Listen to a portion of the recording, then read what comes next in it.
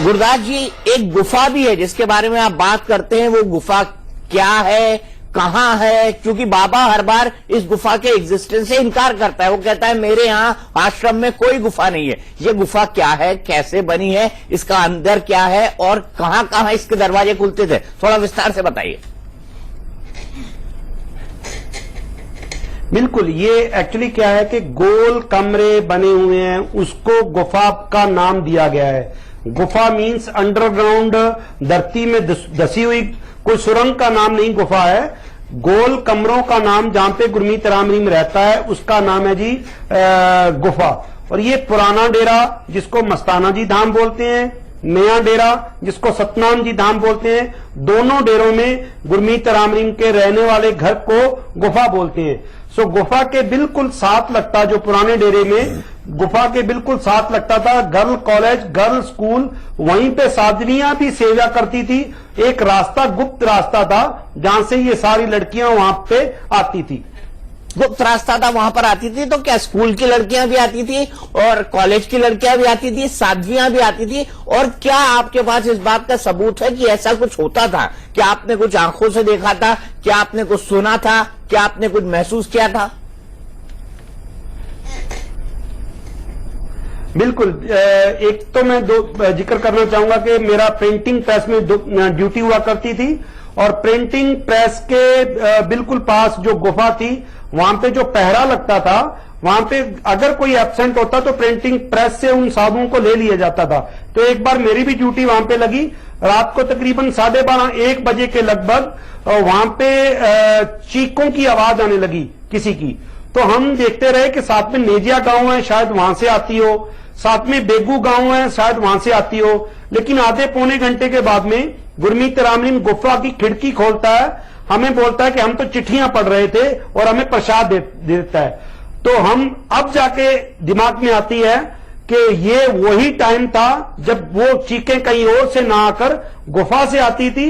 इसीलिए गुरमीत राम रहीम को खिड़की खोल के हमें ये बताना पड़ा कि हम तो चिट्ठियां पढ़ रहे हैं। सो एक तो ये कारण है कि मैं इस तरीके से बोल रहा हूं। और दूसरा है कि जब 2002 में मैं डेरा छोड़ के चला गया और मैंने डेरे के बारे में कुछ जाना, उसके बाद में डेरा छोड़ के चला गया, तो मैंने और मेरी वाइफ, मेरी 2003 में शादी हो गई, तो मेरी वाइफ और मैं हम कुछ साध्वियों के घर पे गए। क्योंकि डेरे में जो रहते हैं साध्वी और साधु, वो आपस में भाई बहन बताते हैं वहां पे गुरमीत राम रहीम। तो मैं जब उनके घर पे गया तो उनके पेरेंट्स के बीच में बैठ के हमने बात की, तब उन्होंने ये मुझे बताया कि वहां पे कई बच्चियों के साथ जो स्कूल की +1 +2 में पढ़ती थी, उनके साथ भी ये घिनौना काम होता था। और वो रो के बता नहीं सकती थी क्योंकि वहां पे लड़कियों द्वारा बनाई गई गुरमीत राम रहीम की एक फौज थी। अगर कोई मुंह खोलता था तो उनको मारा भी जाता था। गुरदास जी, जो बड़ा सवाल, आपने कहा कि यह गुफा कोई गुफा नहीं थी, तो क्या इसके एंट्री का दरवाजा गुफा की तरह था? ये गुफा कैसे बनी रहती थी और क्या आप उसके कमरे में गए हैं? क्योंकि ये कहा जाता है वो बड़ी लेविश, राजा महाराजाओं से ऊंची लाइफस्टाइल जीता था। बिल्कुल, क्योंकि हम प्रिंटिंग प्रेस को जितने भी सेवादार थे वो गुफा की देखभाल करते थे। तो कई बार देखने का मौका मिला अंदर से, जैसे आदमियों का गेट से हम अंदर जाते ही जब गुफा का एक पहले दरवाजा था, बाहर से एक 4 दीवारी थी, 4 दीवारी के अंदर गुफा, गोल कमरे को गुफा कहा जाता था। उसमें से एक अंदर दरवाजा था कि बाहर से अगर कोई आए तो वहीं पे मिल ले, अगर वो अंदर गुफा के अंदर नहीं जा सकता, वो बाहर की बाहर मिल ले। उसके अलावा फिर अंदर जो एक छोटी सी पौड़ियां थी, पौड़ियां चढ़ के ऊपर जाके फिर अंदर से पौड़ियां नीचे उतरती थी उस कमरे के लिए, अंदर से उतरती थी। तो कमरे के अंदर क्या क्या रखा होता था, क्या सेटिंग थी? क्योंकि कहते हैं बड़ा आलीशान डबल बेड रखा होता था, एक बहुत विदेशी टीवी रखा होता था, और उस कमरे में जितनी सुविधाएं थी वो पूरी 7 स्टार होटल की तरह थी, और बाबा सिर्फ विदेशी अप्लायंसेस का इस्तेमाल करता था। बिल्कुल बिल्कुल, ये इसमें कोई वो नहीं है। हम तो जब हमारा टाइम था 96 से 2002 तक मैं वहां पे रहा हूं, तब हमने बाहर कभी भी ऐसी चीजें नहीं देखी थी जो चीजें वहां पे होती थी। अगर टॉर्च हाथ में पकड़ने वाली टॉर्च भी विदेश अमेरिका से मंगवाई जाती थी। इसके अलावा कोई भी चीज उठा के देख लो, वो सारी की सारी जो विदेशी इनके भक्त हैं वो इनको देते थे और वो वहां पे यूज करते थे। लेकिन बाहर कहते थे कि हम किसी भी तरीके का कोई टीवी नहीं देखते, जबकि गुफा के ऊपर छतरी लगी हुई मैंने खुद देखी है अपनी आंखों से। और इस तरीके से कोई भी चीज, किसी भी चीज को ले लो, गिलास तक अगर पीने का है वो भी बहुत स्पेशल होता था। नहीं, आपने गुफा कहा, फिर इसको गुफा क्यों कहा जाता था? अगर ये सिर्फ कमरा था तो क्या ये कमरा ग्राउंड फ्लोर पर था, ये कमरा बेसमेंट के अंदर था, या -2 पे था, या +2 पे थे, और क्या ये पूरी फ्लोर राम रहीम के पास थी? बिल्कुल, ये पूरी फ्लोर राम रहीम के पास थी, क्योंकि मैं इसलिए कह रहा हूं कि पहले उसी कमरे के ऊपर चढ़ा जाता है, फिर उसी कमरे के अंदर से पौड़ियों की द्वारा नीचे जाते हैं, तो ये इसी चीज को गुफा कहते हैं। इसी चीज को गुफा कहते हैं। और जब नीचे जाते हैं तो नीचे क्या दिखता है? आपने कहा एक कमरा बाहर का दिखता है जिसमें बाहरी लोगों से मिल लेता है, और जिसको अंदर जाना होता है उस अंदर जाने की एंट्री की क्या क्या शर्तें होती हैं? जो हमारे वहां पे उस टाइम पे था, तो सीधा एंट्री तो किसी की पॉसिबल ही नहीं है, बाहर के किसी आदमी की एंट्री पॉसिबल ही नहीं है, अंदर जाने ही नहीं देना। अगर कोई खास बंदा जो खास प्रबंधकों में आता है उसी को परमिशन होती थी, बाहर वाले बंदे की तो कोई परमिशन होती नहीं थी। वो जब गुरमीत राम रहीम वहां पे होता था तब तो बिल्कुल ही बंद, और उसके एक कमरे का दरवाजा तो 24 घंटे बंद ही रहता था। अगर हम सफाई कर रहे हैं या किसी कार्य के द्वारा गए हैं तो वहां पे तो तब भी हम नहीं जा सकते थे। आपने कहा गुप्त दरवाजा होता था, तो कितने गुप्त दरवाजे होते थे? आप कह रहे थे एक स्कूल में मिलता था, गर्ल्स स्कूल में, एक गर्ल्स कॉलेज में मिलता था, ऐसे कितने गुप्त दरवाजे होते थे? मैं मस्ताना जी धाम का जो गुफा है उसका अलग है, और जो सतनाम जी का उसका अलग है। सतनाम जी वाले जो उसके अंदर सीधा जाके हम बिल्कुल आगे 2 सफेद हाथी नुमा गेट है, कभी आप गए हो तो देखा हो, वहां से आदमियों की एंट्री होती थी, या एक तरफ बिल्कुल अलग से रास्ता था वहां से आदमियों की एंट्री होती थी। लेकिन लेडीज की एंट्री बिल्कुल अलग जाके और दूसरी तरफ आके घूम के जाना पड़ता था, तब जाके होती थी। वहां पे किसी तरीके से और कोई निगाह नहीं मार सकता था। वहां पे दीवारें इस तरीके की बनी थी कि वहां से दूसरा कोई आदमी अंदर जाते हुए किसी को नहीं देख सकता था। वो इस तरीके से बाहर से जाके बिल्कुल साइड से होकर निकलता था, मतलब गेट बिल्कुल सामने नहीं था कि ताकि हर कोई आदमी देख सके कि कौन आया कौन गया। मैं हंसराज जी आपसे जानना चाहता हूं कि अच्छे खासे पढ़े लिखे लोग, अच्छे खासे बड़े परिवारों के, वो अपनी बेटियां भेज देते थे, वो अपने बेटों को भेज देते थे, वो उससे आशीर्वाद लेते थे। मुझे ये जानना है आपसे कि वो ऐसी क्या पट्टी पढ़ाता था? देखिए, हमारे देश के अंदर अभी भी इतनी अवेयरनेस नहीं है लोगों के अंदर। जिस टाइम में मैं गया था उस टाइम के अंदर मेरे पेरेंट्स भी इतने, मगर मैं अपने पेरेंट्स की बात करूं तो इतने एजुकेटेड नहीं थे। तो जिस कदर मेरे मम्मी पापा जुड़े हुए थे मेरे पैर, तो मैं भी उसी राह पे एक बार चल पड़ा। तो ये देखा देखी होता है। बाबा जो इस तरह की जो स्टंट करता है, इसका एक ही मंशा होती है कि ज्यादा से ज्यादा फॉलोअर्स डेरा के साथ जुड़े। जो डेरा पे जो केस चल रहे हैं, जो केस मुझ पे केस चल रहे हैं, इनको किसी तरीके से दबाया जा सके, इसका करने की यही मंशा होती थी। किसी भी तरीके से अट्रैक्शन देता था पब्लिक को।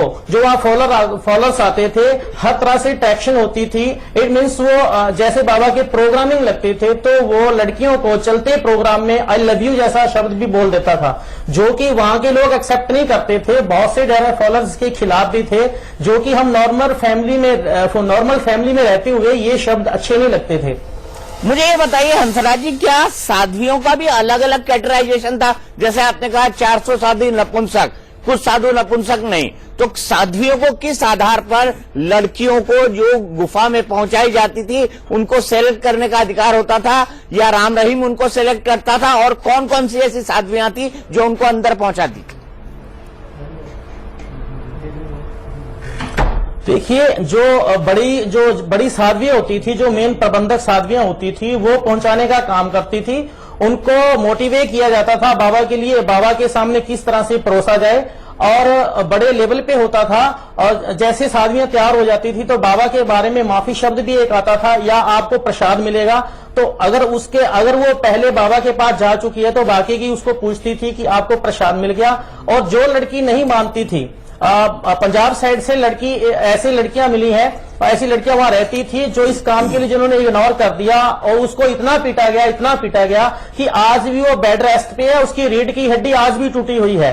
तो ऐसी बहुत सी बहनें हैं, ऐसी बहुत सी गर्ल्स हैं जिनके साथ बाबा ने मारपीट की है और बुरी तरह मारपीट की है। मैंने आपसे पूछा शादियों का अलग अलग कैटेगराइजेशन होता था, एक जो राम रहीम के हर राज को जानती है, बी जो राम रहीम के कुछ ही राज को जानती है, और सी जो राम रहीम को बिल्कुल भी नहीं जानती है।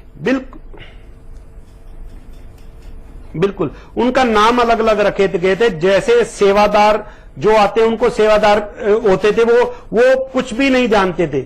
उसके बाद आ जाती थी ब्रह्मचारी, उसके बाद आ जाती थी सद्ब्रह्मचारी। सद्ब्रह्मचारी बिल्कुल बाबा के करीब होती थी। सद्ब्रह्मचारी में भी कैटेगराइज थे, जो कि गुरमीत राम रहीम को पसंद जिनको करता था उनकी कैटेगराइज अलग थी, जिनको थोड़ा नहीं कम पसंद करता था वो उन साध्वियों की सेवा के लिए भी वो सेवा करती थी। वो सद्ब्रह्मचारी इस तरीके से मिक्स थी।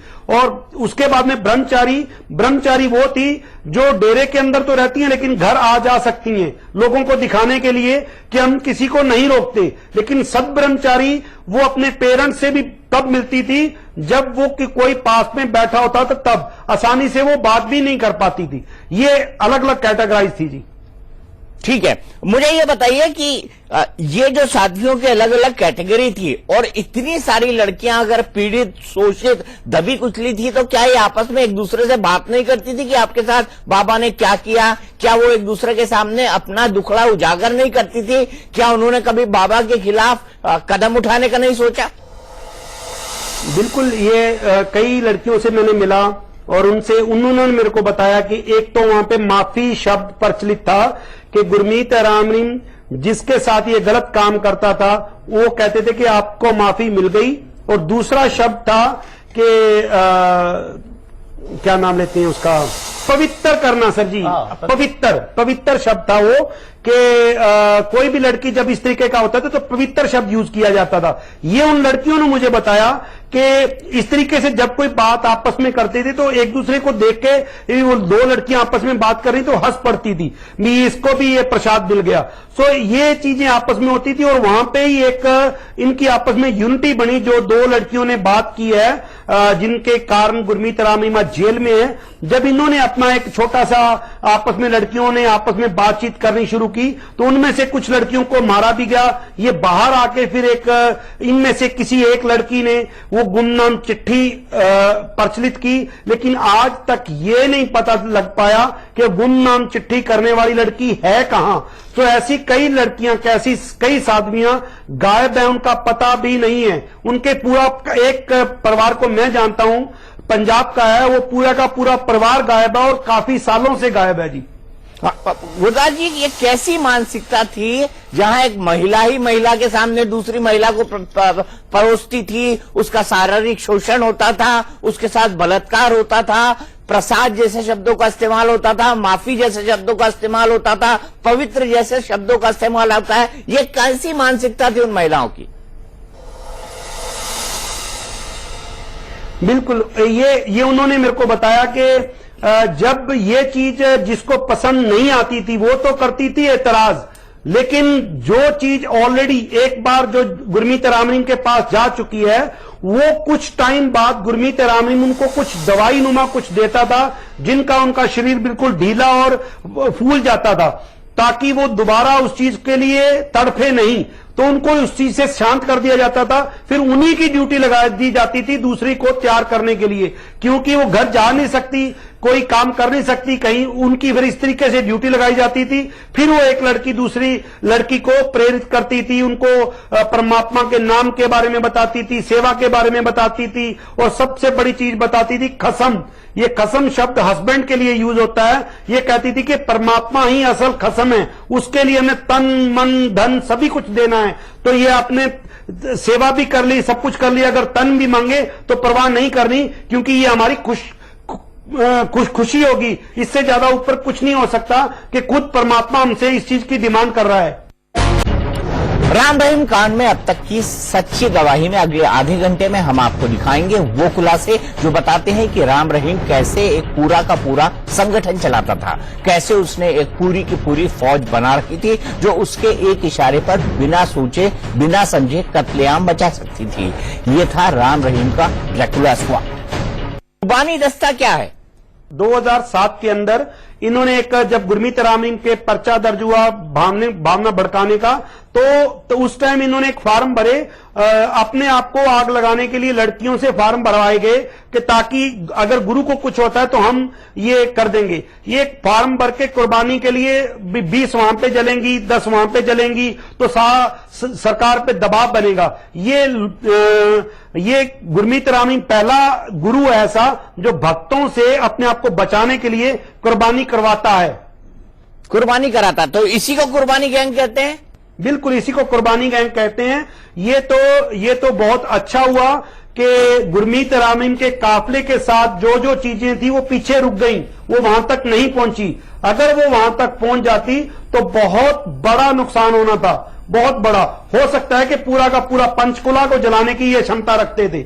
नहीं, क्या नुकसान हो सकता था? आपने कहा पंचकुला को जलाने की क्षमता रख सकते थे, क्या उसको लेकर भाग सकते थे? और क्या प्लानिंग ये लोग कर सकते थे? और कितने लोग थे जो हथियारबंद इसके साथ रहते थे हमेशा, उसकी Z+ सिक्योरिटी के अलावा? उसकी Z+ सिक्योरिटी के अलावा पंजाब पुलिस के गनमैन, उसके अलावा क्या नाम लेते हैं, पूरा का पूरा जो साधु थे जिन्होंने अपने अंडकोश निकलवाए होते, उनको ट्रेनिंग स्पेशल देके, फौजियों के द्वारा उनकी ट्रेनिंग होती थी, एक टिल्ले बना के उसके ऊपर वो ट्रेनिंग करते थे। वो एक पूरे का पूरा गैंग था। इसके अलावा डेरे की कुछ समितियां थी, जैसे जो साथ चलती हैं उनके द्वारा, और स्कूल के द्वारा जो पढ़े हुए बच्चे थे जिनको ये जानते थे, उनको ये गनमैन के रूप में जॉब भी देते थे। तो वो पूरा का पूरा एक बहुत बड़ा गैंग था जो गाड़ियां आगे ना जाने के कारण बहुत बचाव हो गया।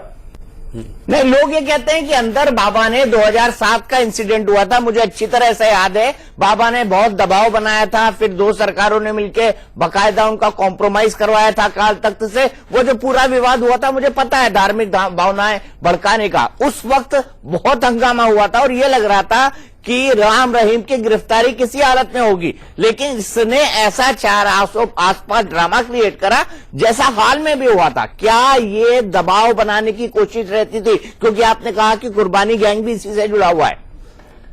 बिल्कुल इसी तरीके से दबाव बनाते थे, क्योंकि इंटेलिजेंस जो ग्रुप है, जो CID है, वो रिपोर्टें देते थे कि आज यहां पे फार्म भरे गए हैं, इतने आदमियों के फार्म भरे गए हैं, और उसमें से कुछ लड़कियों ने तो ऑलरेडी तेल डाल के सुसाइड किया भी था उस टाइम। और ऐसा ही एक कार्य तब हुआ था जब फकीर चंद मर्डर केस के अंदर 2010 में गुरमीत राम रहीम के खिलाफ हाईकोर्ट द्वारा FIR दर्ज की गई थी। तो जिस दिन FIR दर्ज की थी उसी दिन शाम को 5 बजे एक ही टाइम पे सभी जगह बसें जलाई गई थी, और जिसमें से 30 इनके प्रेमियों को मोगा कोर्ट ने 3-3 साल की सजा भी सुनाई है। अगर सरकारें, प्रशासन उस टाइम मुस्तैदी से काम करते और इस गुरमीत राम रहीम के खिलाफ डायरेक्टली, क्योंकि बेनिफिट सिर्फ गुरमीत राम रहीम को हो रहा था, और उसको अगर पर्चे में लेते और सभी जगह से प्रेमियों को सजा होती तो ये पंचकुला जैसे और कार्य ना होते। देखिए, जो नपुंसक बनाने का काम है, पहले एक हॉर्स के ऊपर, एक घोड़े के ऊपर एक्सपेरिमेंट किया बाबा ने, और बकायदा हॉर्स के टेस्टिस रिमूव किए गए, और उसके एक साल बाद ही, लगभग 1 साल बाद ही वो घोड़ा एक्सपायर हो गया। उसके बाद ये एक्सपेरिमेंट बाबा ने साधुओं के ऊपर किया, बहुत बड़े लेवल पे किया, और करते करते 400 से 500 लोगों के बाबा ने ऑपरेशन करा दिए, और by surgery doctor MP Singh और डॉक्टर पंकज गर्ग के द्वारा बाबा ने ये सारे साधुओं के ऑपरेशन करवा दिए। नहीं, लेकिन अब हंसराज जी, सबसे बड़ा सवाल ये है कि बाबा को इससे क्या मिलता था?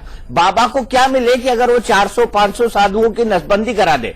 क्योंकि अगर कोई अपराध होता है तो उसके पीछे कोई ना कोई मोटिव होता है। देखिए, जो बाबा का जो मोटिव था, जो बाबा की मानसिकता थी, बाबा की जो मंशा झलक रही थी इसके अंदर, बाबा ने जैसे हरम की रखवाली होती है अपनी फैमिली प्रोटेक्शन के लिए, एक किन्नर टाइप में लोगों को इस कदर बना देते थे। ओल्ड राजा महाराजा लोग भी पहले ऐसे करते थे, तो बाबा ने भी सेम इसी नीति को अपनाया और बहुत सारे लोगों को कास्ट्रेटेड कर दिया ताकि वो उस जगह को छोड़ के ना जाएं, डेरा के अंदर ही रहें, और जब भी उनका मुंह खुले दाल और रोटी के लिए खुले, इससे ज्यादा उनकी कोई रिक्वायरमेंट ना हो। प्रसाद जी, सवाल ये है कि बाबा ने इतनी ज्यादा संपत्ति कैसे अर्जित की?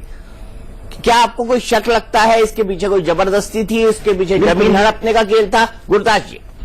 बिल्कुल, ये जब ये 2015 के अंदर सीबीआई ने कास्ट्रेशन वाला केस रजिस्टर्ड किया, तब उन्होंने हमें बुलाकर ये पूछा कि जितने आपने लिस्ट दी है 166 साधुओं की, तो ये इनके हमें प्रूफ दीजिए।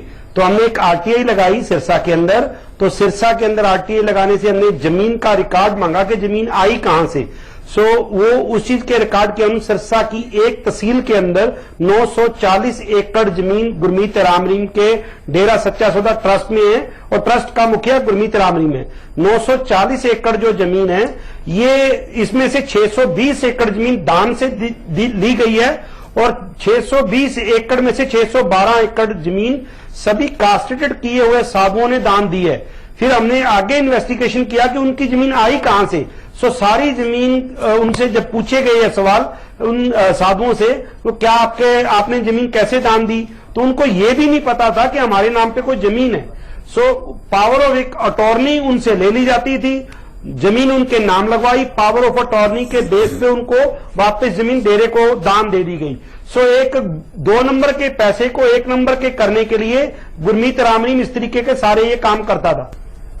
ठीक है हंसराज जी, दूसरा मेरा सवाल है, आपने कहा नपुंसक इसलिए बना दिया जाता था, एक तो अंदर बाबा का हरम होता था, कोई कुछ न कर पाए इस कारण से, और जो नपुंसक बना दिए गए हैं उनके नाम पे कुछ कुछ प्रॉपर्टी लिखाई गई है, उसकी पावर ऑफ अटॉर्नी वो उनसे ले ले। तो प्रॉपर्टी उनके नाम पे बाबा लिखवाता था, या बाबा के पास पहले से वो प्रॉपर्टी होती थी, या इन लोगों के पास, साधुओं के पास पहले से प्रॉपर्टी होती थी और उन्हीं को निशाना बनाया जाता था? इन लोगों के पास किसी तरह की कोई प्रॉपर्टी नहीं होती थी। साधुओं के पास बाबा के जो फॉलोअर्स थे, बाबा उनको सत्संग में या मजलिस होती थी शाम को, उनको बाबा एक तरह से ब्लैकमेलिंग करता था कि ज्यादा से ज्यादा प्रमाद किया जाए। इट मीन्स ज्यादा से ज्यादा चढ़ावा चढ़ाया जाए, और जितना आप चढ़ावा चढ़ाओगे उतनी आपकी मालिश सुनेगा, उतना आपको 10 गुना मिलेगा, 100 गुना मिलेगा। तो इनोसेंट लोग थे, बाबा के बहकावे में आ जाते थे, बाबा को ज्यादा से ज्यादा चढ़ावा चढ़ाते थे, ज्यादा से ज्यादा दान देते थे। बाबा फिर वो डायरेक्ट दान ना लेके, जैसे साधुओं के नाम है जो कास्ट्रेटेड साधु हैं, खालिया बाबा के कुछ खास लोग होते थे, तो उन लोगों के नाम ये प्रॉपर्टी उन लोगों के नाम होती थी। फिर अटॉर्नी टू पावर, जैसा मैंने बताया, वो बाबा खुद बाबा ले लेता था उनसे। क्या ये भी सच है गुरदास जी कि डेरा में मौत के बाद अंगदान किया जाता है, ना तो लाश जलाई जाती है ना दफनाई जाती है? बिल्कुल, अंगदान होते हैं। आपका एक सच्चा सुच्चा मंच है, और मैं इसमें एक चीज जोड़ना चाहता हूं। मैं धन्यवाद करता हूं इंडिया न्यूज का, क्योंकि 2010 में जब मैं इस चीज की इन्वेस्टिगेशन कर रहा था तो मेरे पास कोई सिक्योरिटी नहीं थी। तो आपका एक इंडिया न्यूज में सिरसा में है, वहां पे मैं रिकॉर्डिंग करके जाता था कि अगर मैं वापस ना आ पाया तो उसमें गुरमीत राम रहीम जिम्मेवार होगा, क्योंकि मैं गुरमीत राम रहीम के गांव पे जाके उसकी इन्वेस्टिगेशन करता था। तो मैं आपका धन्यवाद करता हूं इस चीज का सबसे पहले। और दूसरा जो आपने सवाल किया है कि गुरमीत राम रहीम इस तरीके के कार्य अक्सर करता रहा है, पहले भी करता रहा है, लेकिन इस अंगदान का मकसद क्या होता था? क्या ह्यूमन ऑर्गेन्स की ट्रैफिकिंग होती थी, क्योंकि उसके पास उस सुपर स्पेशलिटी हॉस्पिटल था? ये शक लगा रहे थे हम लोग। बिल्कुल बिल्कुल, ये इसके बारे में थोड़ा बता दूं मैं कि अंगदान क्या बॉडी दान वहां पे करवाया जाता है, एक जांच का विषय है। कि मेरे कुछ साथियों ने, मेरे कुछ अंदर जो दोस्त बैठे हैं जिनके बारे में मैंने आवाज उठाई कि उनको कास्ट्रेशन किया गया, उनकी लिस्टें बनाई, तो उन्होंने बताया कि वहां पे अंग तस्करी का भी काम होता है गुप्त तरीके से। वहां पे जो डॉक्टर हैं, डॉक्टर आदित्य और MP सिंह, ये सभी मिलकर इस तरीके का कार्य भी करते हैं। आप डॉक्टर आदित्य इंसा की बात कर रहे हैं? बिल्कुल, मैं डॉक्टर आदित्य की इंसान की बात कर रहा हूं, जो वहां पे आई स्पेशलिस्ट हैं, और MP सिंह की बात कर रहा हूं, जो इस चीज को अंजाम देते हैं। नहीं, डॉक्टर आदित्य इंसा तो डेरा के प्रवक्ता भी हैं और बाबा के साथ, राम रहीम के साथ साय की तरह रहते हैं। बिल्कुल बिल्कुल, मैं उसी की बात कर रहा हूं। डॉक्टर आदित्य इंसान जो आई स्पेशलिस्ट है, और इस तरीके से गुरमीत राम रहीम का हर एक काम को प्रमाण करने का काम करते हैं। मुझे ये बताइए हंसराज जी, क्या साध्वियों का भी अलग अलग कैटेगराइजेशन था? जैसे आपने कहा 400 साध्वी नपुंसक, कुछ साधु नपुंसक नहीं, तो साध्वियों को किस आधार पर लड़कियों को जो गुफा में पहुंचाई जाती थी उनको सेलेक्ट करने का अधिकार होता था, या राम रहीम उनको सेलेक्ट करता था? और कौन कौन सी ऐसी साध्वियां थी जो उनको अंदर पहुंचाती थी? देखिए, जो बड़ी साध्वियां होती थी, जो मेन प्रबंधक साध्वियां होती थी, वो पहुंचाने का काम करती थी। उनको मोटिवेट किया जाता था बाबा के लिए, बाबा के सामने किस तरह से परोसा जाए, और बड़े लेवल पे होता था। और जैसे साध्वियां तैयार हो जाती थी तो बाबा के बारे में माफी शब्द भी एक आता था, या आपको प्रसाद मिलेगा। तो अगर वो पहले बाबा के पास जा चुकी है तो बाकी की उसको पूछती थी कि आपको प्रसाद मिल गया। और जो लड़की नहीं मानती थी, पंजाब साइड से ऐसी लड़कियां मिली हैं, ऐसी लड़कियां वहां रहती थी जो इस काम के लिए जिन्होंने इग्नोर कर दिया, और उसको इतना पीटा गया कि आज भी वो बेड रेस्ट पे है, उसकी रीढ़ की हड्डी आज भी टूटी हुई है। तो ऐसी बहुत सी बहनें हैं, ऐसी बहुत सी गर्ल्स हैं जिनके साथ बाबा ने मारपीट की है, और बुरी तरह मारपीट की है। मैंने आपसे पूछा साध्वियों का अलग अलग कैटेगराइजेशन होता था। एक जो राम रहीम के हर राज को जानती है, बी जो राम रहीम के कुछ ही राज को जानती है, और सी जो राम रहीम को बिल्कुल भी नहीं जानती है। बिल्कुल, उनका नाम अलग अलग रखे गए थे। जैसे सेवादार जो आते उनको सेवादार होते थे, वो कुछ भी नहीं जानते थे। उसके बाद आ जाती थी ब्रह्मचारी, उसके बाद आ जाती थी सद्ब्रह्मचारी। सद्ब्रह्मचारी बिल्कुल बाबा के करीब होती थी। सद्ब्रह्मचारी में भी कैटेगराइज थे, जो कि गुरमीत रामलीम को पसंद जिनको करता था उनकी कैटेगराइज अलग थी, जिनको थोड़ा नहीं कम पसंद करता था वो उन साध्वियों की सेवा के लिए भी वो सेवा करती थी। वो सद्ब्रह्मचारी इस तरीके से मिक्स थी।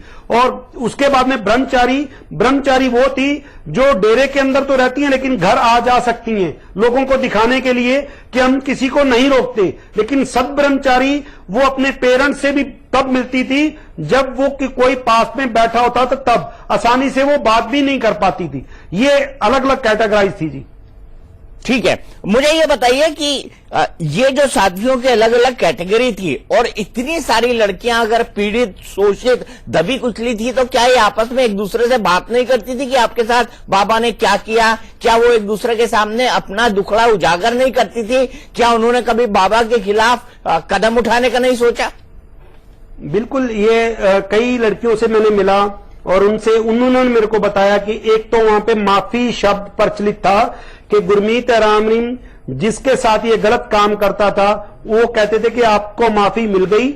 और दूसरा शब्द था पवित्र करना। सर जी, पवित्र शब्द था वो कि कोई भी लड़की जब इस तरीके का होता था तो पवित्र शब्द यूज किया जाता था। ये उन लड़कियों ने मुझे बताया कि इस तरीके से जब कोई बात आपस में करते थे तो एक दूसरे को देख के वो दो लड़कियां आपस में बात कर रही तो हंस पड़ती थी, इसको भी ये प्रसाद मिल गया।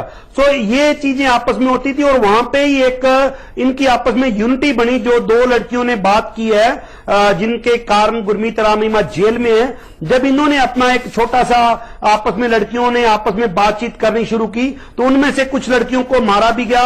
ये बाहर आके फिर इनमें से किसी एक लड़की ने वो गुमनाम चिट्ठी प्रचलित की, लेकिन आज तक ये नहीं पता लग पाया कि गुमनाम चिट्ठी करने वाली लड़की है कहां। तो ऐसी कई लड़कियां, कई साध्वियां गायब है, उनका पता भी नहीं है। उनके पूरा एक परिवार को मैं जानता हूं, पंजाब का है, वो पूरा का पूरा परिवार गायब है और काफी सालों से गायब है जी।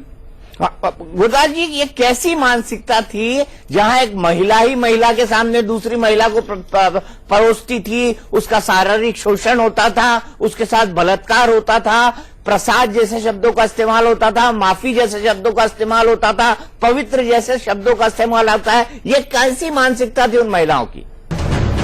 तो टुनाइट विद दीपक चौरसिया में आज के लिए इतना ही, लेकिन इंडिया न्यूज पर खबरों का सिलसिला लगातार जारी है।